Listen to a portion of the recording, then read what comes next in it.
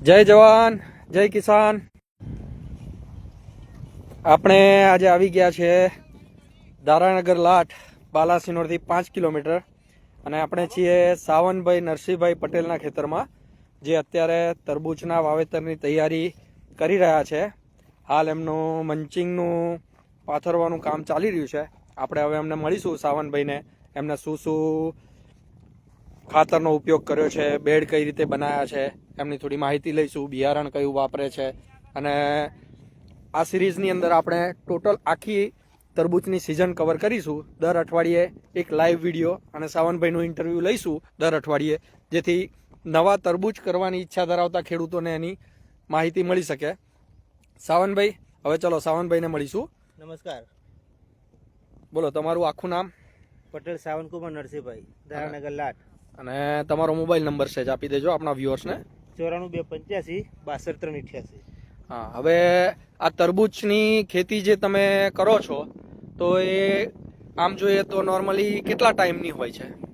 આ વેધર ઉપર હોય. ગરમીના દિવસમાં 65 થી 70 દિવસમાં તૈયાર થઈ જાય. ઓકે. થોડુંક ઠંડીનું પિરિયડ હોય તો 85 90 દિવસ સુધી ચાલે.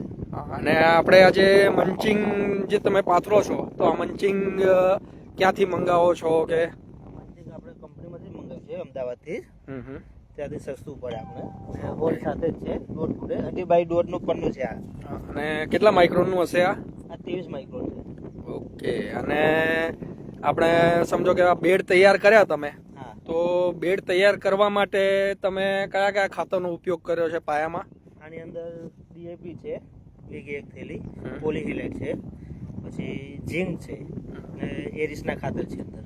ઓકે. અને હવે તમારું પ્લાનિંગ આમાં બિયા મૂકવાનું છે કે નહીં, છોડ મૂકવાનું છે? આની અંદર પ્લાન્ટ આવશે, આપણે તૈયાર પ્લાન્ટ જ આવશે. કઈ કંપનીનું બિયારણ? આપણે વાત થઈ છે અત્યારે સિજન્ટાનું સિમ્બાની.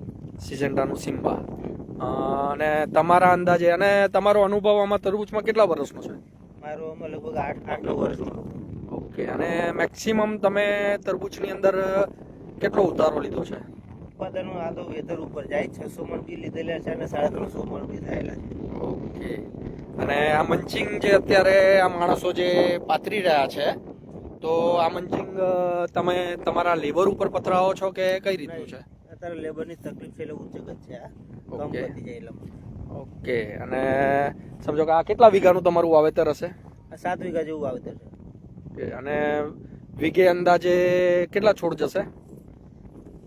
વીઘે અંદાજે 2900 ની આજુબાજુ જાય. 2900 છોડવા એમ ને? એટલે અને છોડ અંદાજે ભાવ 2.40 ની આજુબાજુ છે લગભગ. એટલે સમજો ને 2.5 રૂપિયા 2.5 ભાડા સાથે. એટલું થાય. ઓકે. અને આની અંદર આગળ જતા ટ્રીટમેન્ટ માટે આપણે નેક્સ્ટ વીક તમારી ફરી મુલાકાત લઈશું. અને ક્યારે તમારે છોડવા મૂકવાની ગણતરી? અમારે જો મલ્ચિંગનું પતે જે ખામણા ભરવાના છે એટલે 3 દિવસ જેવું થઈ જશે. એટલે સમજો કે ખામણા ભરવામાં છે જ અમને અમારા વ્યુઅર્સને ગાઈડલાઈન આપશો કે કઈ રીતે તમે આ ખામણા, જેમ કે આ છે તો આમાં ડબલામાં માટી ભરીને આ ખામણું કમ્પ્લીટ ફિટ કરવું પડે. થોડું એક ભરીને બતાવશો? આમાં હાથેથી કે ગમે તે થોડી માટી લઈને.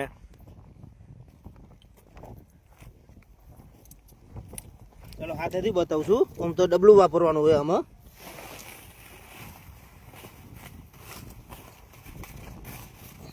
આવી રીતના માટી ભરી દેવાની.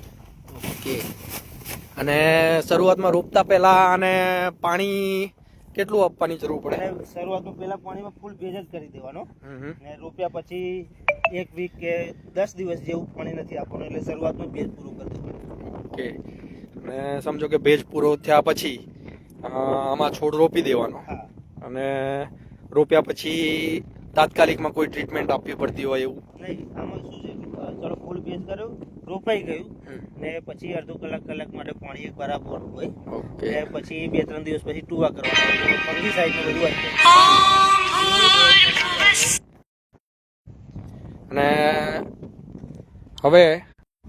આપણે ફરીથી નેક્સ્ટ વીક સાવનભાઈની મુલાકાત લઈશું.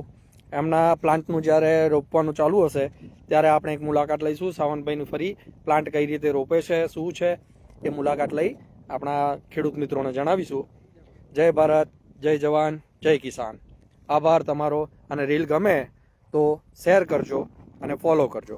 આ આ સેશનની અંદર, ટૂંકમાં આ ચેનલની અંદર આપણે આ જે સાવનભાઈને મળ્યા એમની આખી તરબૂચની જર્ની જેમ કે જે 90 દિવસ કે 100 દિવસ જે આ ખેતર છે એની ટોટલ ટ્રીટમેન્ટ અને બધું જ આ ચેનલની અંદર કવર કરવાના છીએ. એટલે જેને પણ ખેતીમાં રસ હોય એ આમાં જોડાજો આ ચેનલમાં અને શેર કરજો. Thank you. આભાર.